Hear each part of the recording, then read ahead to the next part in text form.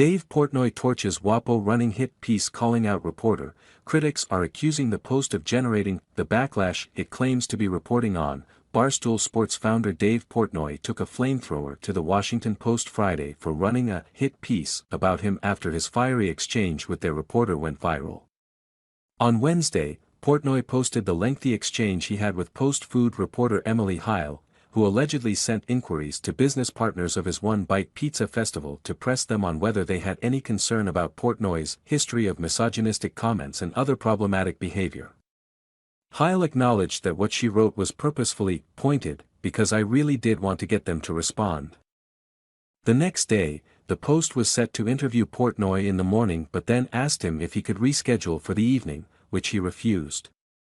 On Friday, the paper published its story with the headline, "Pizzerias Navigate Buzz, Backlash Around Dave Portnoy's Pizza Festival," writing that one pizzeria in particular was quickly accused of supporting a man who has been accused of sexual misconduct and has a history of using racist, misogynist and homophobic language that he has defended as jokes.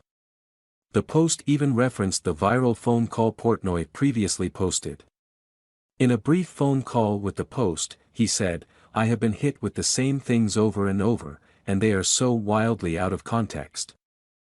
The Post wrote in reference to what was said in Portnoy's viral recording. Since the One Bite Pizza Festival was announced in early August, some influencers, writers and activists have been calling out the pizzerias and sponsors participating in the nearly sold-out event, the Post told readers after listing Portnoy's past comments and reported sexual misconduct allegations he has previously denied. The Post later continued, none of the pizzerias or sponsors contacted by the Post indicated that they were pulling their support. Some said they lent their name and reputation to the event in exchange for publicity or access to the young, social media-savvy audience that Portnoy attracts. And some support Portnoy, whom they see as a champion of small business. His pizza reviews, they say, can increase revenue up to 50%. They point out that his Barstool Fund has raised tens of millions of dollars to help restaurants and other small businesses during the pandemic. Portnoy agreed to a full-fledged interview, but when the Post asked to reschedule, he declined an alternate time and declined the offer to answer questions in writing. The paper described their back and forth. The story was co-authored by Heil and fellow Post reporter Tim Carman.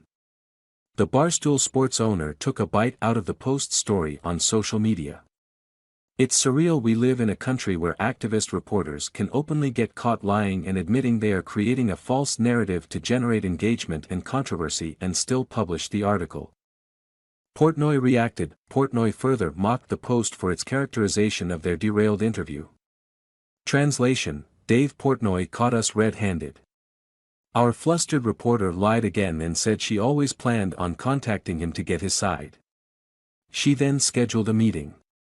She then cancelled it till 1 minute before article was due so she could claim she tried to talk him, Portnoy wrote. Other critics piled on the "Democracy Dies in Darkness" paper. The Washington Post is unbelievable. We all saw how this transpired. This sucks for small businesses and for journalism. At Jeff Bezos, you need to put your paper in a timeout, author and economic expert Carol Roth called out the paper's billionaire owner. It's amazing that we all saw this transpire and they are just whistling through the graveyard. Buried deep in the tweets is the fact that Stoll president raised millions for struggling businesses during COVID, popular chef Andrew Gruel wrote. The passive voice being used in this thread to describe the Washington Post's own attempt to get sponsors to pull their support of the described event is fascinating, the Federalist editor-in-chief Molly Hemingway said. There was no backlash until WaPo decided there should be, the Spectator Washington editor Amber Athey posted.